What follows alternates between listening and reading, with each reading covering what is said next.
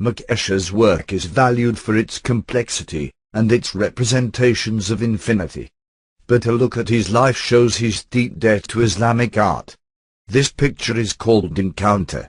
It was made by Escher in 1940, at around the midpoint in his career.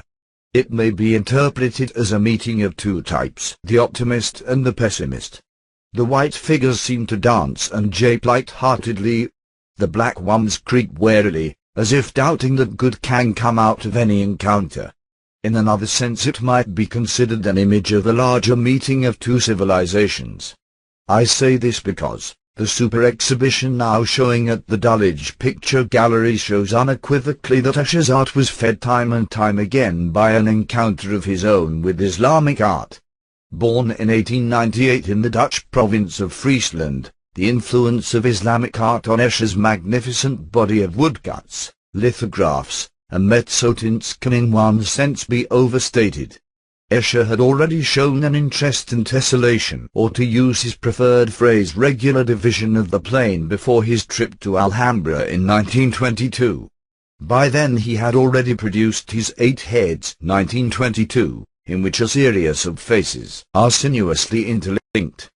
But sometimes a young artist, in search of confidence, needs the vindication that can only come from the past. Escher first visited the great Moorish palace in the center of the southern Spanish city of Granada in October 1922. During a long sojourn through Spain, the sight of it confirmed him in his course and also spurred him to a deeper commitment to tessellation.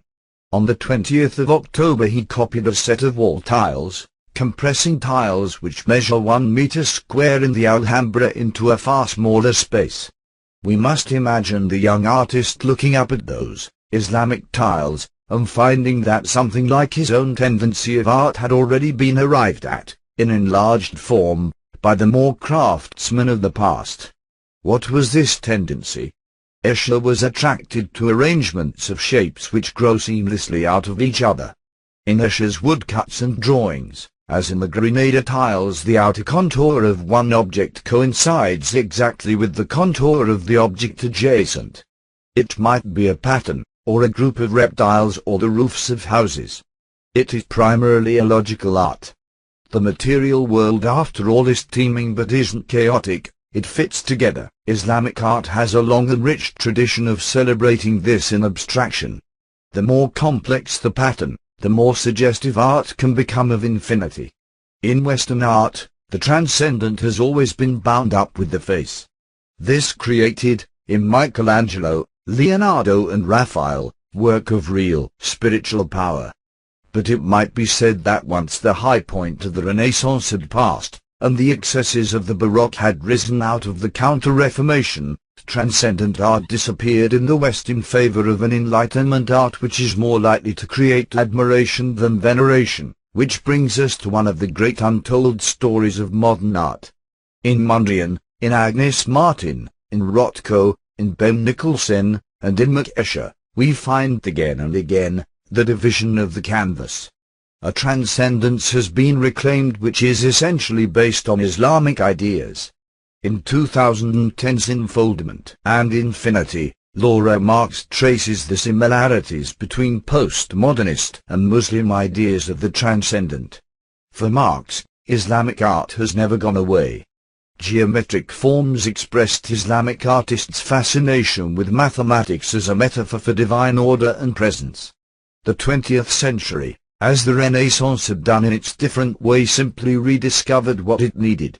As you travel through the marvelous rooms of the Dulwich exhibition, you find this theme repeated.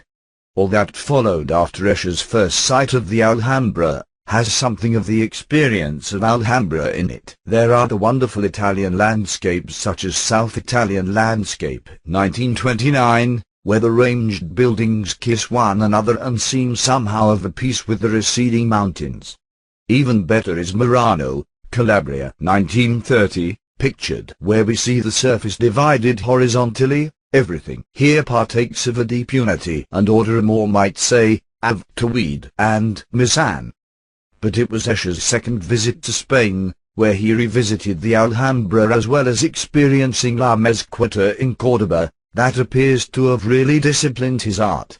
From that point on, tessellation is insisted upon more rigorously, but at the same time, it is also treated playfully. In Reptiles 1943, we see a tessellation coming to life. In this marvelous lithograph, there is an open book displaying one of Escher's reptile tessellations. It was the medieval Islamic world which oversaw the development of decimal fractions and the first systematized study of algebra. So that by the end of the exhibition, we have been given an image of a world unlike ours, but which might be ours, where there is fruitful dialogue between East and West, and between art and science. Escher probably never intended to do more than express his remarkable imagination, but in doing so, he created fine images of intellectual freedom.